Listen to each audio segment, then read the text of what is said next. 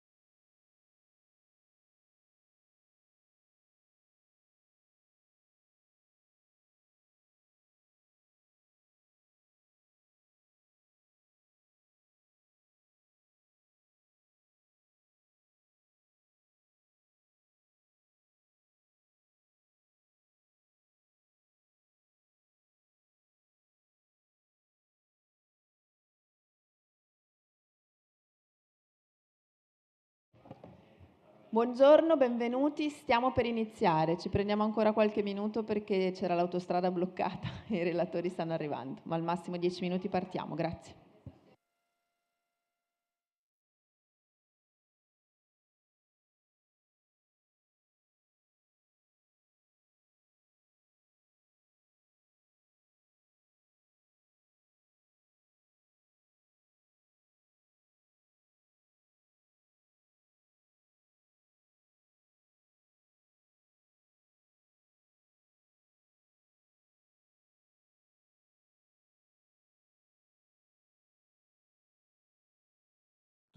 Pronto, pronto?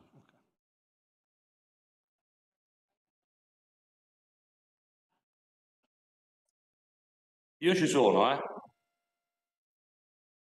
Pronto?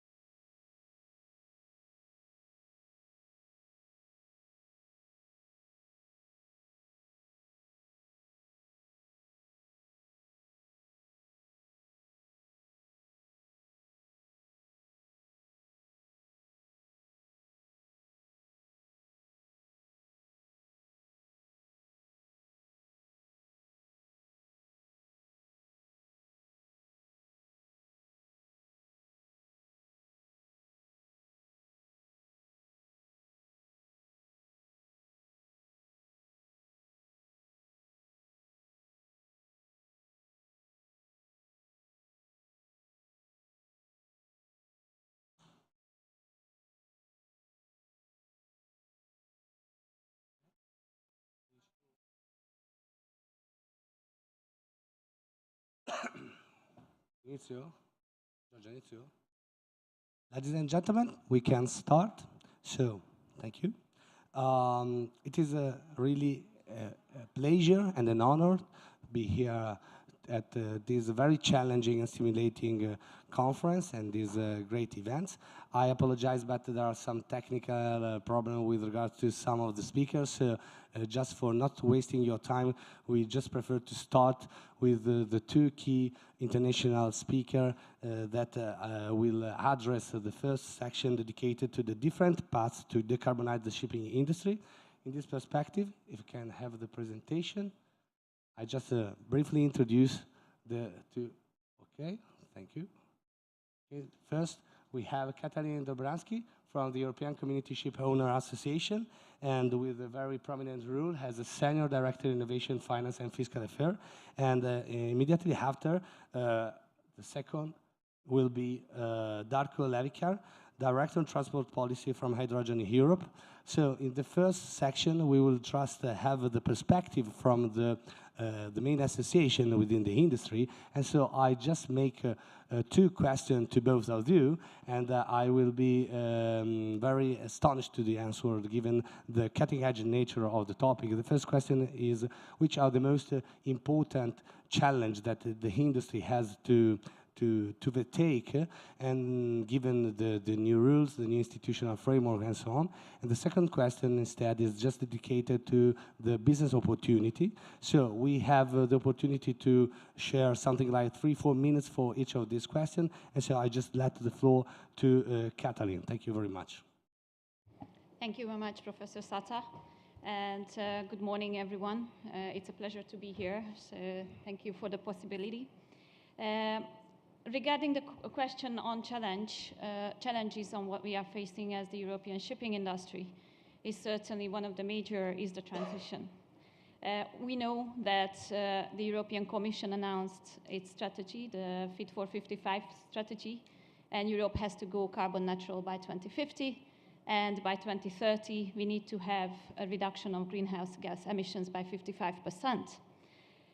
Of course, this comes with a lot of regulatory proposals, a lot of regulatory initiatives, just to mention a couple of them, which, of course, fall into the main focus of the environmental transition for shipping is the ETS regulation, the Fuel EU Maritime regulation, which requires new fuels as well.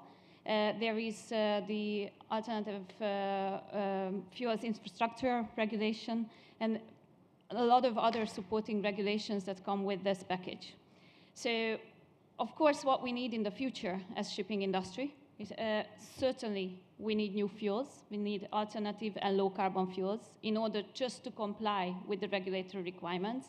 And we haven't spoken yet about the additional ambitions, how to move forward. Number two, we need innovation, we need new technology, we need research and development projects. And finally, we need infrastructure all around the world for our industry to be able to reach these new fuels and to use the new technologies.